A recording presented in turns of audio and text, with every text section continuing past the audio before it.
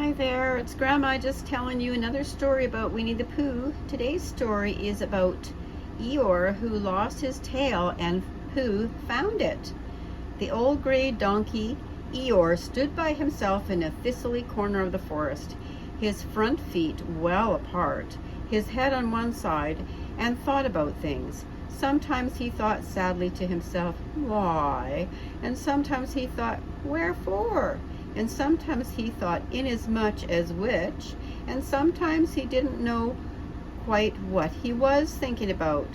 So when Winnie the Pooh came stumping along, there's Winnie the Pooh, Eeyore was very glad to be able to stop thinking for a little in order to say, "How do you do?" in a gloomy manner to him. "And how are you?" said Winnie the Pooh. Eeyore shook his head from side to side, shaking his head from side to side. "Not very. How? I don't seem to have felt at all how for a long time." "Dear, dear," said Pooh, "I'm sorry about that. Let's have a look at you." So Eeyore stood there gazing sadly at the ground, and Winnie the Pooh walked around him once, going all the way around him. "Why, what's happened to your tail?" he said in surprise. "What has happened to it?" said Eeyore. "It isn't there." "Are you sure?" "Well, either a tail is there or it isn't there. You can't make a mistake about it, and yours isn't there." "Then what is?" See, this is the picture of, where are we here? Sorry, I can't seem to get that picture of him looking for his tail. "Let's have a look," said Eeyore, and he turned slowly around to the place where his tail had been a little while ago. And then, finding that he couldn't catch it up, he turned around the other way until he came back to where he was at first. Then he put his head down and looked between his front legs, and at last said with a sigh, "I believe you're right." "Of course I'm right," said Pooh. "That accounts for a good deal," said Eeyore gloomily. "It explains everything." "No wonder. You must have left it somewhere," said Winnie the Pooh. "Somebody must have taken it," said Eeyore. "How like them," he added after a long silence. Pooh felt that he ought to say something helpful about it, but he didn't quite know what, so he decided to do something helpful instead. "Eeyore," he said solemnly, "I, Winnie the Pooh, will find your tail for you." "Thank you, Pooh," answered Eeyore. "You're a real friend," said he. "Not like some," he said. So Winnie the Pooh went off to find Eeyore's tail. It was a fine spring morning in the forest. As he started off, little soft clouds played happily in a blue sky, skipping from time to time in front of the sun as if they had come to put it out, then sliding away suddenly so that the next might have his turn. Through them and between them the sun shone bravely, and a copse which had worn its furs all year round seemed old and dowdy now, because the new green lace which the beeches had put them on were so pretty. Through copse and spinney marched Bear, down open slopes of gorse and heather, over rocky beds of streams, up steep banks of sandstone, into the heather again, and so at last, tired and hungry, to the 100-acre wood, for it was in the 100-acre wood that Owl lived. "And if anybody knows anything about anything," said Bear to himself, "it's Owl who knows something about something," he said. "Or my name's not Winnie the Pooh," he said. "Which it is," he added. "So there you are."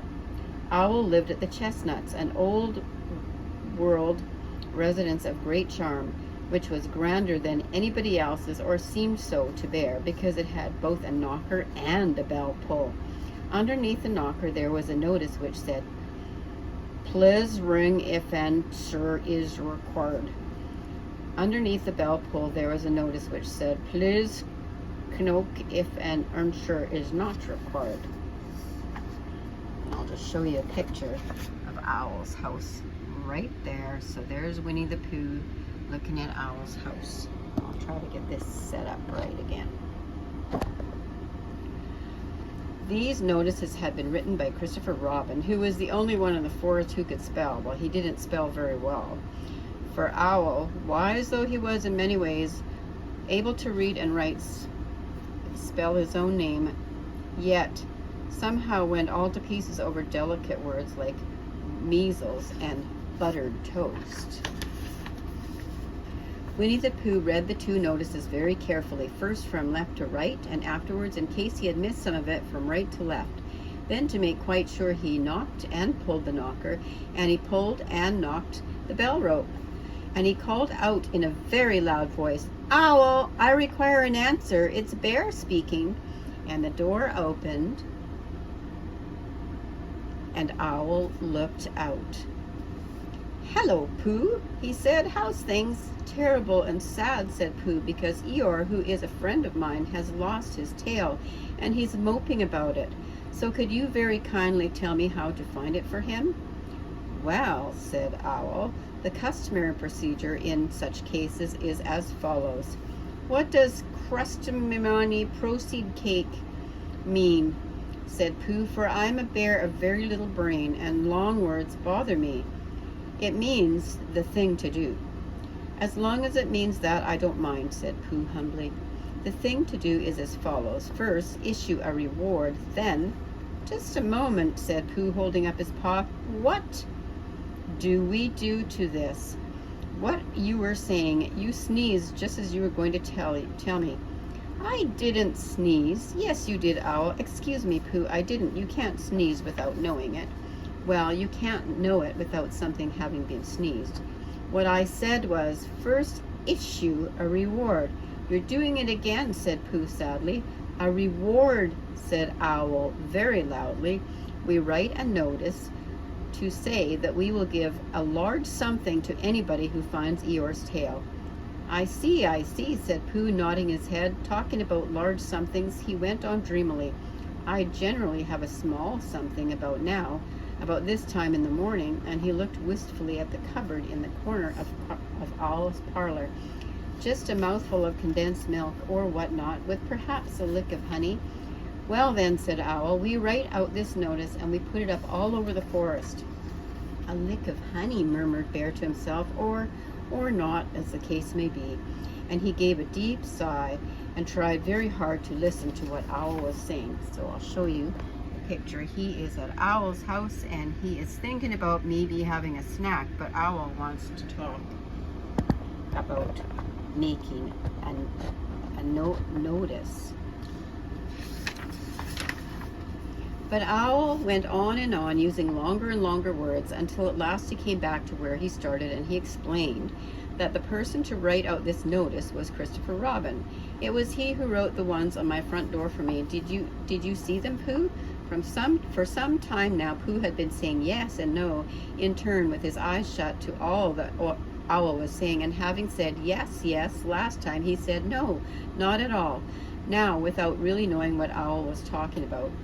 "Didn't you see them?" said Owl, a little surprised. "Come and look at them now." So they went outside, and Pooh looked at the knocker and the notice below it, and he looked at the bell rope and the notice below it, and the more he looked at the bell rope, the more he felt that he had seen something like it somewhere else sometimes before.